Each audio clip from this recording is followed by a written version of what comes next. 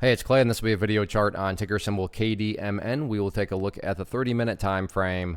Real quick, what do I mean by 30-minute in case maybe you're new to charts? Instead of each one of these candlesticks here representing 1 day's worth of price action, which is what you would normally see, each one represents 30 minutes. So while this here may look like several days worth of time, it's actually today's price action broken down into 30-minute time slices. I like to do this time frame that does a good job of telling the quote-unquote story of the price and then makes mapping out where levels of support and resistance a bit easier to see. So let's first start by talking about some areas of support.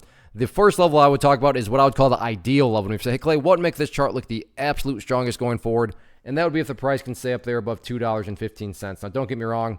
If the price falls below $2.15, I'm not saying the entire chart is destroyed or ruined or anything like that. But yeah, if the price could manage to stay up above that level, that would definitely be a massive sign of power going forward.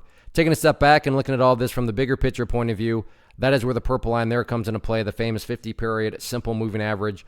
Keyword being moving. As time goes by, that line is going to move itself higher and higher. So a very basic yet highly effective way to judge the health of the move, that right there being defined as the move. Just watch that purple line. As long as the price can stay above that line, as the line itself moves higher and higher, then the bulls are in full health, the bulls are in full control. However you can best visualize that, that is what is being represented. Again, yeah, staying above 215 would be great, but from the grand scheme of it all, as long as the price is above that purple line, the bulls 100% own the chart. What about levels of resistance? Nothing too fancy behind this other than the fact of the party finally stopped today during the final 30 minutes right up there at 230. So 230 will be that near-term level, and then out of curiosity, so here's a line from a long time ago when I last did, but I'm going to adjust this down now that we have more data. So after 230, next key overarching level right up there at about $2.37. So 230 and then 237 next key hurdles, but resistance levels don't matter. What do I mean by that? Well, what matters is what the price has already been doing, and that is this right here. As long as the price keeps on building these higher bases, or if you want to picture those as stair steps, so as long as these stair steps keep on getting built in the upwards direction, then given enough time, everything else will eventually take care of itself, including breaking levels of resistance. So focus on the healthy consolidations, focus on chipping away at those higher bases, and sit back and just let this trend continue to do what it's been doing.